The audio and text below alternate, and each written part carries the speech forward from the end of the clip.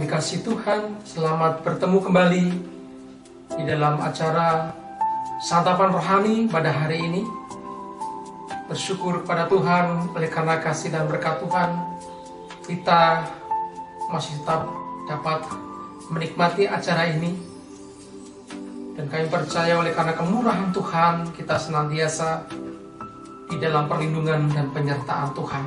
Sebelum kita bersama-sama merenungkan firman Tuhan, mari kita berdoa terlebih dahulu. Bapa kami yang di surga, di dalam nama Tuhan Yesus Kristus, pada pagi hari ini sebelum kami melanjutkan segala aktivitas kami akan merenungkan firman-Mu. Biarlah Tuhan sendiri yang hadir memberkati kami, menerangi kami, menuntun kami, dan memberikan hikmat kepada kami, sehingga kami akan mengerti akan kehendak Tuhan.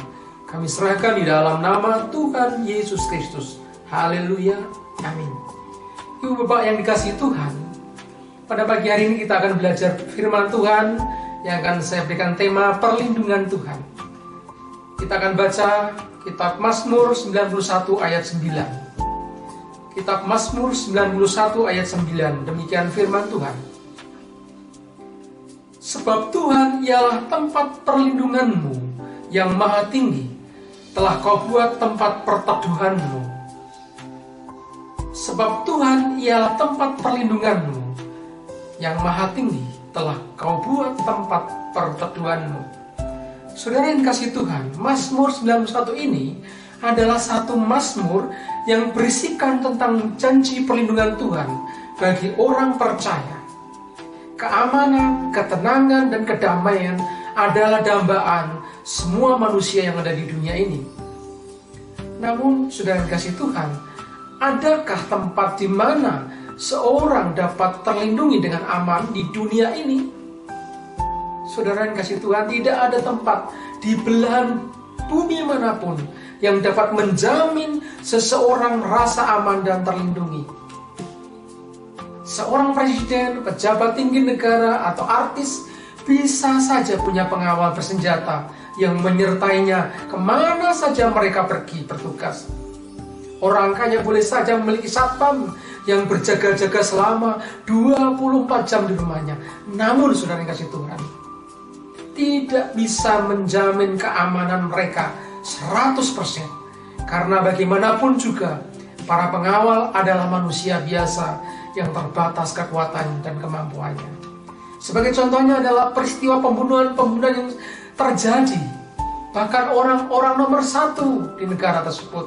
Contohnya adalah John F. Kennedy yang meninggal dunia pada tanggal 22 November 1963. John F. Kennedy ini sudah memakai baju anti peluru, tetapi oleh penembak dia menembus leher dan kepalanya. Kemudian contoh yang kedua adalah Presiden Mesir Anwar Sadat. Dia meninggal ketika sedang menonton sebuah parade militer di ibu kota Kairo pada tanggal 6 Oktober 1981. Dan contoh yang lainnya lagi adalah Abraham Lincoln, adalah Presiden Amerika Serikat yang ke-16 yang tewas ditembak ketika sedang menyaksikan pertunjukan drama di Teater Fort Washington pada 14 April 1865. Kita tahu bahwa bagaimana pengamanan atau pasukan pengamanan presiden begitu ketat untuk mengamankan presidennya. Tetapi meskipun demikian juga tidak bisa menjamin 100% bahwa seseorang ketika dijaga dengan ketat pun bisa luput dari pengawasan, akhirnya bisa terbunuh. Mazmur berkata dalam Mazmur 127 ayat 1b, di sana ditulis, jikalau bukan Tuhan yang mengawal kota, sia-sialah pengawal berjaga-jaga. Satu-satunya pribadi yang dapat memberikan perlindungan yang sempurna sehingga kita akan merasa aman, tenang, damai adalah Tuhan. Tidak ada yang lain. Memang Tuhan tidak pernah berjanji perjalanan hidup kita tidak akan terlepas dari masalah. Perjalanan hidup kita tidak akan terlepas dari tantangan. perjalanan kehidupan kita tidak akan lepas dari pergumulan.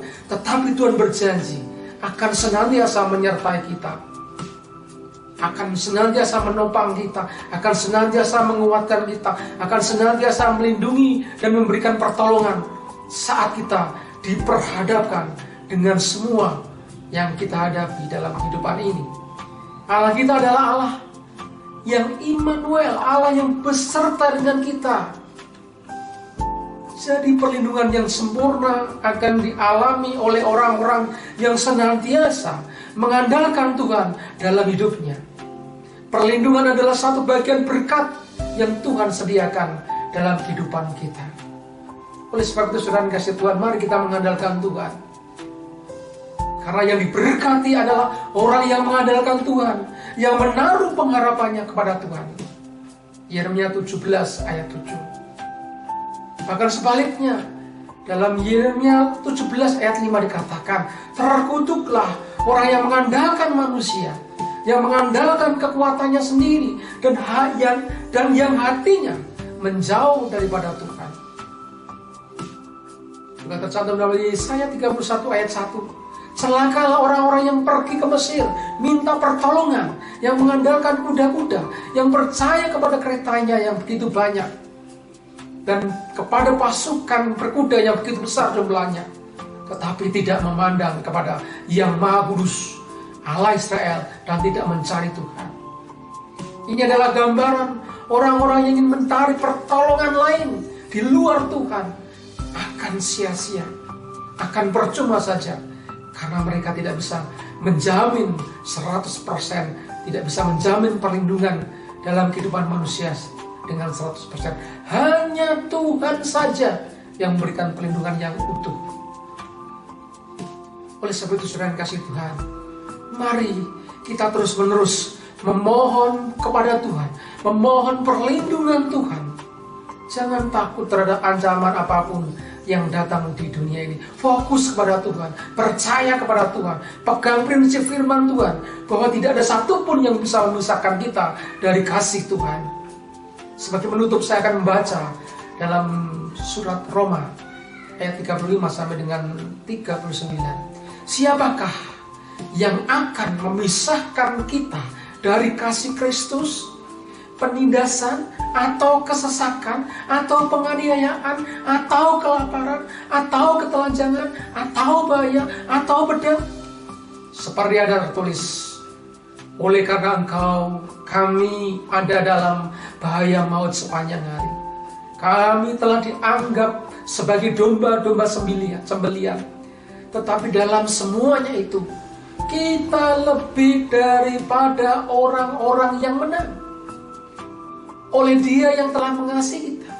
Sebab aku yakin bahwa baik maut maupun hidup, baik malaikat-malaikat maupun pemerintah-pemerintah, baik yang sekarang, yang ada sekarang, maupun yang akan datang, atau kuasa-kuasa, baik yang di atas maupun yang di bawah, ataupun sesuatu makhluk lain, tidak akan dapat memisahkan kita dari kasih Allah yang ada di dalam Kristus Yesus Tuhan kita. Haleluya. Amin. Mari kita berdoa. Terima kasih untuk firman Tuhan. Kami percayakan perlindungan Tuhan yang tetap. Kami percayakan pertolongan dan kasih Tuhan yang tidak pernah berubah.